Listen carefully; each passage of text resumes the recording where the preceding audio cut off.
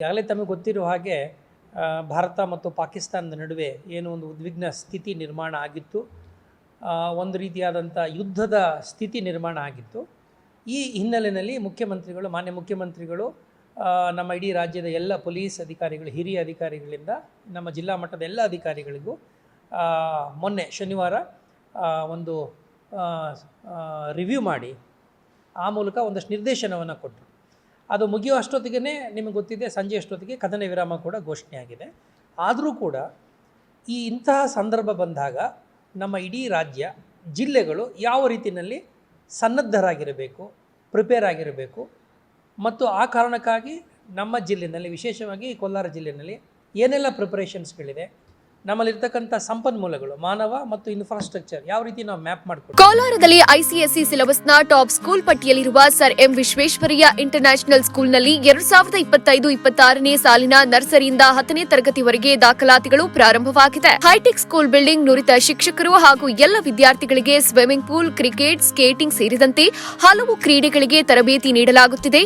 ನಿಮ್ಮ ಮಗುವನ್ನ ದಾಖಲು ಮಾಡೋಕೆ ಇಂದೇ ಭೇಟಿ ನೀಡಿ. Sir M Visvesvaraya international school, ಕುಡಾ ಲೇಔಟ್, ಬೆಂಗಳೂರು ಉತ್ತರ, ವಿವಿ ಸಮೀಪ, ಟಮಕ ಬಡಾವಣೆ, ಕೋಲಾರ. ಯಾವುದೇ ಒಂದು ವಿಕೋಪ ಅಥವಾ ವಿಪತ್ತು ನಡೆದರೆ ಜಿಲ್ಲೆ ಅಧಿಕಾರಿಗಳು ಯಾವ ರೀತಿ ಅದನ್ನು ನಿಭಾಯಿಸಬಲ್ಲರು, ಪೊಲೀಸು ಮತ್ತು ಇತರ ಅಧಿಕಾರಿಗಳು ಅನ್ನೋದ್ರ ಬಗ್ಗೆ ಈಗಾಗಲೇ ಒಂದಷ್ಟು ಸೂಚನೆಗಳನ್ನು ಕೂಡ ಕೊಟ್ಟಿದ್ದಾರೆ. ಒಂದು 4-5 ಪಾಯಿಂಟ್ಗಳು ಮಾತ್ರ ನಿಮ್ಗೆ ಹೇಳ್ಬಿಡ್ತೀನಿ. ಮೊದಲನೇದಾಗಿ, ಈಗಾಗಲೇ ನಾವು ಜಿಲ್ಲಾ ಮಟ್ಟದಲ್ಲಿ ಕಂಟ್ರೋಲ್ ರೂಮನ್ನು ತೆರೆಸಿದ್ದೀವಿ. ಕಂಟ್ರೋಲ್ ರೂಮು 24x7 ಅದು ಕೆಲಸ ಮಾಡ್ತಾ ಇರುತ್ತೆ. ಅದೇ ರೀತಿ ಈಗ ತಾಲೂಕು ಮಟ್ಟದಲ್ಲೂ ಕೂಡ ಕಂಟ್ರೋಲ್ ರೂಮನ್ನ ತೆರಿಬೇಕು ಅಂತ ನಾವು ಹೇಳಿದ್ದೇವೆ.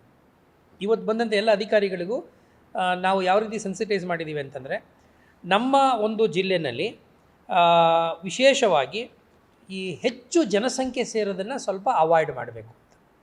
ಗ್ಯಾದರಿಂಗ್ಸ್ ಅಥವಾ ಕೆಲವು ಪ್ರಮುಖವಾದಂಥ ಈ ಸ್ಥಳಗಳಿರ್ತವೆ, ಸಾರ್ವಜನಿಕ ಸ್ಥಳಗಳು, ಅದು ಬಸ್ ಸ್ಟ್ಯಾಂಡ್ ಆಗಿರ್ಬೋದು, ಸ್ಟೇಷನ್ ಆಗಿರ್ಬೋದು, ರೈಲ್ವೆ ಸ್ಟೇಷನ್ ಆಗಿರ್ಬೋದು, ಅಥವಾ ಇನ್ನಿತರ ಜಾಗಗಳಲ್ಲಿ ಜನಸಂದಣಿಯನ್ನು ಆದಷ್ಟು ಅಲ್ಲಿ ಹೆಚ್ಚು ನಾವು ಗಮನವನ್ನು, ನಿಗಾವನ್ನು ವಹಿಸಬೇಕಂತ ಒಂದು. ಮತ್ತು ತಾಲೂಕು ಮಟ್ಟದಲ್ಲಿ, ಜಿಲ್ಲಾ ಮಟ್ಟದಲ್ಲಿ ಆಯೋಜನೆ ಮಾಡ್ತಕ್ಕಂಥದ್ದಿದೆ.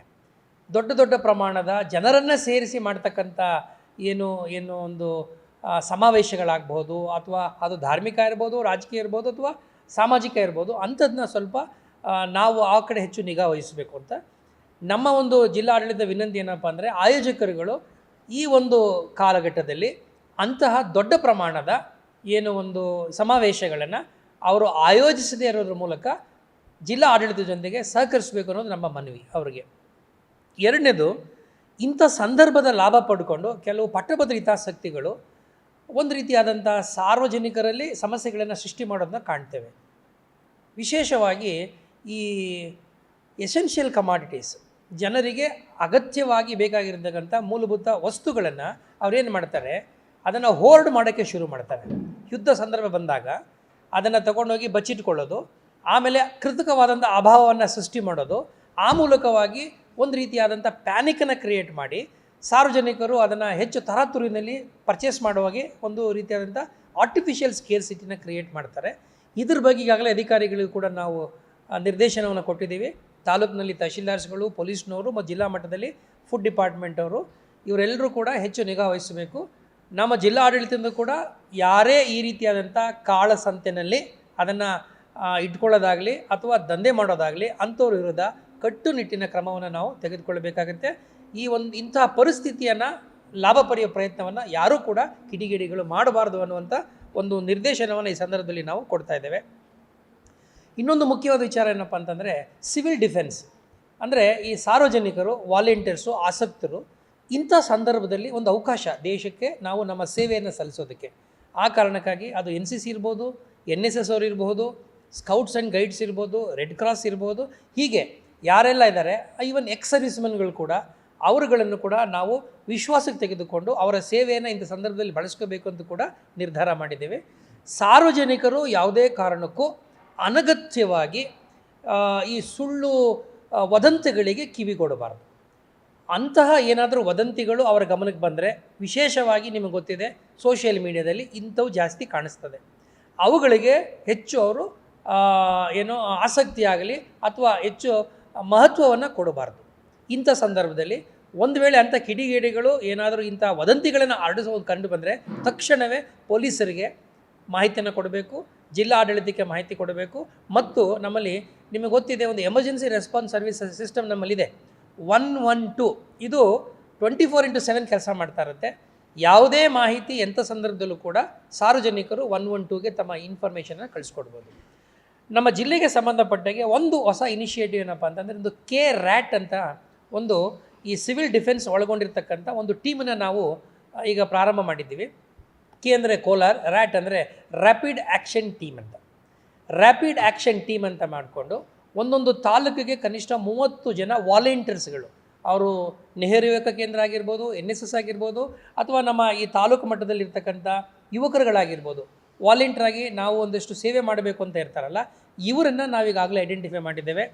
ಆ ಒಂದು 200 ಜನರ ಒಂದು ತಂಡವನ್ನು ನಾವು ಕೇವಲ ಈ ಸಂದರ್ಭಕ್ಕೆ ಮಾತ್ರ ಅಲ್ಲ, ಶಾಶ್ವತವಾಗಿ ನಾವು ಈ ಒಂದು ಜಿಲ್ಲೆಯಲ್ಲಿ ಅದನ್ನು ಕಟ್ಟಬೇಕು ಅಂತ ಪ್ರಯತ್ನವನ್ನು ಮಾಡ್ತಾ ಇದ್ದೇವೆ. ಅದಕ್ಕೆ ಮುಂದಿನ ವಾರದಲ್ಲಿ ಅಥವಾ ಈ ವಾರದಲ್ಲಿ ಅವರಿಗೆ ವಿಶೇಷವಾದಂಥ ತರಬೇತಿಯನ್ನು ಕೂಡ ಕೊಡ್ತಾ ಇದ್ದೇವೆ. ಪೊಲೀಸ್ ಟ್ರೈನಿಂಗ್ ಆಗ್ಬೋದು, ವಿಪತ್ತು ಬಂದಾಗ ಹೇಗೆ ನಿರ್ವಹಿಸಬೇಕು, ಜನಗಳನ್ನು ಹೇಗೆ ನಾವು ವಿಶ್ವಾಸ ತೆಗೆದುಕೊಳ್ಳಬೇಕು, ಆಮೇಲೆ ಫೈರ್ ಜೊತೆಲಿ ಹೇಗೆ ನಾವು ಕೋಆರ್ಡಿನೇಟ್ ಮಾಡಬೇಕು, ಈ ಎಲ್ಲ ವಿಚಾರಗಳನ್ನು ಅವರಿಗೆ ನಾವು ಟ್ರೈನಿಂಗ್ ಕೊಡ್ತಾ ಇದ್ದೀವಿ. ಅದನ್ನು ನಾವು ಮುಂದಿನ ದಿನ ನಾವು ಪ್ರಾರಂಭ ಮಾಡಿದಾಗ ನಿಮಗೂ ಕೂಡ ಅಲ್ಲಿಗೆ ಆಮಂತ್ರಣವನ್ನು ಕೊಡ್ತೇವೆ. So this district will have A permanent rapid action team. ಆ ಟೀಮು ಜಿಲ್ಲೆಯಲ್ಲಿ ಮುಂದಿನ ದಿನಗಳಲ್ಲಿ ಯಾವುದೇ ರೀತಿಯಾದಂಥ ವಿಪತ್ತು ಸಂಭವಿಸಿದಾಗ ಅವರು ಸನ್ನದ್ಧರಾಗಿರ್ತಾರೆ, ತಕ್ಷಣಕ್ಕೆ ಅವರು ಸಹಾಯಕ್ಕೆ ಬರ್ತಾರೆ. ನಮ್ಮಲ್ಲಿರ್ತಕ್ಕಂಥ ಈ ಮೆಡಿಕಲ್ ರಿಸೋರ್ಸಸ್ ಏನಿದೆ, ಮೆಡಿಕಲ್ ಕಾಲೇಜುಗಳು, ಬೆಡ್ಡು ಎಲ್ಲವನ್ನು ಕೂಡ ಸನ್ನದ್ಧರಾಗಿ ಇಟ್ಕೊಳ್ಳೋಕ್ಕೆ ನಾವು ಈಗಾಗಲೇ ನಿರ್ದೇಶನವನ್ನು ಕೊಟ್ಟಿದ್ದೇವೆ. 3000ಕ್ಕೂ ಹೆಚ್ಚು ನಮ್ಮಲ್ಲಿ ಬೆಡ್ಸ್ ಆರ್ ಅವೈಲಬಲ್ ಇನ್ನೆಲ್ಲ ಗೌರ್ಮೆಂಟು ಮತ್ತು ಖಾಸಗಿ ಒಂದು ಆಸ್ಪತ್ರೆಗಳಲ್ಲಿ. ಇನ್ನೊಂದು ವಿಶೇಷ ಏನಪ್ಪ ಅಂದರೆ, ಶೆಲ್ಟರ್ಸ್ಗಳು ಕೂಡ ನಾವು ಐಡೆಂಟಿಫೈ ಮಾಡಿ ಇಟ್ಕೊಂಡಿದ್ದೇವೆ. ಈಗ ನಮ್ಮ ಉದಾಹರಣೆಗೆ ರೆಸಿಡೆನ್ಷಿಯಲ್ ಸ್ಕೂಲ್ಸ್ಗಳು, ಖಾಸಗಿ ಮತ್ತು ಸರ್ಕಾರಿ, ಇವುಗಳೇ ಐಡೆಂಟಿಫೈ ಮಾಡಿ ಎಷ್ಟು ರೂಮ್ಸ್ಗಳನ್ನು ನಾವು ಇಟ್ಕೊಳ್ಳೋಕ್ಕೆ ಸಾಧ್ಯ ಮತ್ತು ಎಷ್ಟು ಜನರನ್ನು ನಾವು ರಕ್ಷಣೆ ಮಾಡಲಿಕ್ಕೆ ಸಾಧ್ಯ ಅನ್ನೋದು ಕೂಡ ನಮ್ಮದೇ ಆದಂಥ ಒಂದು ಸಂಪನ್ಮೂಲದ ಒಂದು ಸಂಪೂರ್ಣ ಮಾಹಿತಿ, ಮತ್ತು ಯಾವ್ಯಾವ ಸಂಪನ್ಮೂಲ ಎಲ್ಲೆಲ್ಲಿದೆ, ಅವ್ರ ಕಾಂಟ್ಯಾಕ್ಟ್ ನಂಬರ್ ಏನು, ಎಲ್ಲವನ್ನು ಕೂಡ ನಾವು ಮ್ಯಾಪ್ ಮಾಡಿಕೊಂಡು ಅದನ್ನು ನಾವು ಡಿಸ್ಟ್ರಿಕ್ಟ್ ಡಿಸಾಸ್ಟರ್ ಮ್ಯಾನೇಜ್ಮೆಂಟ್ ಪ್ಲ್ಯಾನ್ ಅಂತ ಕೂಡ ಸಿದ್ಧತೆ ಮಾಡಿ ಇಟ್ಕೊಂಡಿದ್ದೀವಿ. ಯಾವುದೇ ಕಾರಣಕ್ಕೂ ಯಾರು ಯಾವುದೇ ಸಂದರ್ಭದಲ್ಲೂ ಕೂಡ ನಿರ್ಲಕ್ಷ್ಯ ಮಾಡೋಂಗಿಲ್ಲ, ಅಥವಾ ಅದನ್ನು ಉದಾಸೀನ ಮಾಡದಿರುವ ಹಾಗೆ ಅಧಿಕಾರಿಗಳಿಗೆ ಎಲ್ಲ ಇಲಾಖೆಯವರು ಇಲ್ಲಿ ಕೋಆರ್ಡಿನೇಷನ್ ಮಾಡಬೇಕು ಅನ್ನೋ ಒಂದು ಸಂದೇಶವನ್ನು, ಒಂದು ನಿರ್ದೇಶನವನ್ನು ಈಗಾಗಲೇ ನಾವು ಎಲ್ಲರಿಗೂ ನಾವು ತಲುಪಿಸಿದ್ದೇವೆ. ಇದ್ರ ಜೊತೆಯಲ್ಲಿ ಸಾರ್ವಜನಿಕರಲ್ಲಿ ವಿಶ್ವಾಸವನ್ನು ಮೂಡಿಸ್ತಕ್ಕಂಥ ಕೆಲಸ ಭಾಳ ದೊಡ್ಡದು. ಅದಕ್ಕೆ ಈಗ ಮುಖ್ಯವಾಗಿ ಈಗ ಫೈರ್ ಡಿಪಾರ್ಟ್ಮೆಂಟಿಂದ, ಪೊಲೀಸ್ ಡಿಪಾರ್ಟ್ಮೆಂಟಿಂದ SP ಅವರಿಗೆ ಹೇಳ್ತಾ ಇದ್ರು, ಒಂದು ಮಾಕ್ ಡ್ರಿಲ್ಲನ್ನು ನಾವು ಆಯೋಜನೆ ಮಾಡ್ತಾಯಿದ್ವಿ. ಈ ವಾರದಲ್ಲಿ ಬಹುಶಃ ಗುರುವಾರ ನಾವು ಈಗಾಗಲೇ ತೀರ್ಮಾನ ಮಾಡಿದ್ದೀವಿ. ಗುರುವಾರ ಜಿಲ್ಲೆ ಮತ್ತು ಎಲ್ಲ ತಾಲೂಕು ಕೇಂದ್ರಗಳಲ್ಲಿ ಏಕಕಾಲದಲ್ಲಿ, ಉದಾಹರಣೆಗೆ ಬಸ್ ಸ್ಟ್ಯಾಂಡ್ ಆಗ್ಬೋದು, ಬಂಗಾರಪೇಟೆ ರೈಲ್ವೆ ಸ್ಟೇಷನ್ ಆಗ್ಬೋದು, ಆಮೇಲೆ ಇನ್ನಿತರ ಸರ್ಕಾರಿ ಕಟ್ಟಡಗಳಾಗ್ಬೋದು. ಉದಾಹರಣೆಗೆ ಬಸ್ ಸ್ಟೇಷನ್ ಅಂದರೆ, ಒಂದು ವೇಳೆ KSRTC ಬಸ್ ಸ್ಟೇಷನಿನ ಮೇಲೆ ಏನೋ ಒಂದು ಅವಘಡ ನಡೆದೋಯ್ತು ಅಂದಾಗ, ಬಾಂಬ್ ಬಿತ್ತು ಅಂತ ಅಂದ್ಕೊಂಡಾಗ ನಾವು ಹೇಗೆ ಅಲ್ಲಿರ್ತಕ್ಕಂಥ ಜನಗಳ ರಕ್ಷಣೆ ಮಾಡೋದು ಅನ್ನುವ ಅಣುಕು ಕಾರ್ಯಕ್ರಮವನ್ನು ನಾವೀಗ ಮುಂದಿನ ಗುರುವಾರಕ್ಕೆ ನಾವು ಅದನ್ನು ಯೋಜನೆ ಮಾಡಿದ್ದೇವೆ.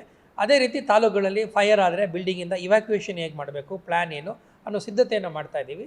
ಸಾರ್ವಜನಿಕರು ಕೂಡ ಹೆಚ್ಚಿನ ಸಂಖ್ಯೆಯಲ್ಲಿ ಭಾಗವಹಿಸಬೇಕು ಅಂತ ತಮ್ಮ ಮೂಲಕ ನಾನು ಕೇಳ್ಕೊಳ್ಳೋಕ್ಕೆ ಬಯಸ್ತೇನೆ. ಒಂದು ಉದಾಹರಣೆ ತಾವು ಹೇಳ್ದಂಗೆ, ಇದು 3 ದಿನಗಳ ಮುಂಚೆ ನಮ್ಮ ಈ ಮುಳುಬಾಗಲು ಕಡೆಯಿಂದ ಬೆಳಗ್ಗೆ 10:38 ಒಂದು 45 ನಿಮಿಷದಲ್ಲಿ ಒಂದು ವಿಚಿತ್ರವಾದ ಭಯಾನಕವಾದಂಥ ಒಂದು ಸದ್ದು ಬಂತು. ಅದನ್ನು ನಾವು ಬಹುಶಃ ಯಾವುದೋ ಅಲ್ಲಿಂದ ಬಂಗಾರಪೇಟೆಯಲ್ಲಿ ಕೇಳಿಸಿದೆ, ಮತ್ತು ಆಮೇಲೆ KGFಲ್ಲೂ ಕೂಡ ಕೇಳಿಸಿದ್ದು, ಕೋಲಾರ ಕೂಡ ಕೇಳಿಸಿದ್ದು ನಮಗೆಲ್ಲ ಗೊತ್ತಿದೆ. ನಂತರ ಅದು ಏನೆಲ್ಲ ಆಗಿರ್ಬೋದು ಅಂತ ಎಲ್ಲ ನಾವು ಹುಡುಕಾಟ ಶುರು ಮಾಡಿದಾಗ, ಅದು ಮೈನಿಂಗ್ನಲ್ಲಿ ಏನಾದ್ರು ಬ್ಲಾಸ್ಟ್ ಆಗಿದೆಯಾ ಅಥವಾ ಟ್ರಾನ್ಸ್ಫಾರ್ಮರ್ ಬ್ಲಾಸ್ಟ್ ಆಗಿದೆಯಾ, ಇನ್ನೇನು ಅಂತ ಎಲ್ಲ ಹುಡುಕಾಟವನ್ನು ಪ್ರಯತ್ನ ಮಾಡಿ ಕೊನೆಗೆ ನಮಗೆ ವೈಜ್ಞಾನಿಕವಾಗಿ ತಿಳಿದು ಬಂದ ವಿಚಾರ ಏನಪ್ಪ ಅಂದರೆ, ಅದೇ ಸಂದರ್ಭದಲ್ಲಿ ಅಲ್ಲಿ ಏನಾಗಿದೆ, ಸಾನಿಕ್ ಬೂಮ್ ಅನ್ನೋದೇನೋ ಆಗಿದೆ. ಸಾನಿಕ್ ಬೂಮ್ ಅಂತಂದರೆ ಏನಪ್ಪ ಅಂದರೆ, ಈ ಆಕಾಶದಲ್ಲಿ ಒಂದು ಆಬ್ಜೆಕ್ಟು ಫ್ಲೈ ಮಾಡುವಾಗ ಈ ಸೌಂಡ್ ಇದೆಯಲ್ಲ, ಸೌಂಡು ಏನು ಚಲಿಸುವ ವೇಗಕ್ಕಿಂತ ಫಾಸ್ಟಾಗಿ ಅದು ಹೋದಾಗ ಒಂದು ಸೌಂಡ್ ಕ್ರಿಯೇಟ್ ಆಗುತ್ತಂತೆ. ಅಂದರೆ ಈ ಶಬ್ದದ ವೇಗಕ್ಕಿಂತ ಹೆಚ್ಚು ವೇಗದಲ್ಲಿ ಒಂದು ಆಬ್ಜೆಕ್ಟ್ ಹೋದಾಗ ಅಲ್ಲಿ ಈ ರೀತಿಯಾದ ಭಯಾನಕವಾದಂಥ ಒಂದು ಸದ್ದಾಗತ್ತೆ. ಅದನ್ನು ಸಾನಿಕ್ ಬೂಮ್ ಅಂತ ಕರೀತಾರೆ. ಸಾನಿಕ್ ಬೂಮ್ ಅಂತ ನಮಗೆ ಅದು ಹೆಂಗೆ ಕನ್ಫರ್ಮ್ ಆಯಿತು ಅಂತಂದರೆ, ಅದೇ ಸಂದರ್ಭದಲ್ಲಿ 10:37 38 ಒಂದು ಇದು ಜೆಟ್ಟು ಪಾಸ್ ಆಗಿದೆ ನಮ್ಮ ಇದೇ ಮುಳುಬಾಗಿಲು ಏರಿಯಾದಲ್ಲಿ ಪಾಸಾಗಿದ್ದು ಕೂಡ ರ್ಯಾಡರಿಂದ ನಾವು ತೆಗೆದುಕೊಂಡಿದ್ದೇವೆ. ಸೊ ಹಾಗಾಗಿ ಇಂಥ ಸಂದರ್ಭಗಳು ಬಂದಾಗ ಸಾರ್ವಜನಿಕರು ಯಾವುದೇ ಗಾಬರಿಗೆ ಒಳಗಾಗದೆ ಶಾಂತಚಿತ್ತತೆಯಿಂದ ಇರಬೇಕು. ಮತ್ತು ಇಂಥ ಸಂದರ್ಭವನ್ನು ಉಪಯೋಗಿಸಿಕೊಂಡು ಯಾರಾದರೂ ಈ ಸುಳ್ಳು ಹರಡೋದು, ವದಂತಿ ಹರಡೋದು ಅಂತ ಮಾಡಿದ್ರೆ ಆ ವಿಚಾರದಲ್ಲಿ ನಾವು ಕಟ್ಟುನಿಟ್ಟಿನ ಕ್ರಮ ತಗೋತೀವಿ. ಆಮೇಲೆ ನಮ್ಮ ಇಲಾಖೆಯನ್ನು ಜಿಲ್ಲಾ ಆಡಳಿತದಿಂದ ಕೂಡ ನಾವೇನು ಮಾಡ್ತೀವಿ ಅಂಥ ಸಂದರ್ಭದಲ್ಲಿ ಒಂದು ಅಫಿಷಿಯಲ್ ಆಗಿ ಒಂದು ನೋಟಿಫಿಕೇಷನ್ ಅಥವಾ ಬುಲೆಟಿನ್ ಕೂಡ ನಾವು ಕೊಡೋ ಕೆಲಸವನ್ನು ಮಾಡ್ತೀವಿ.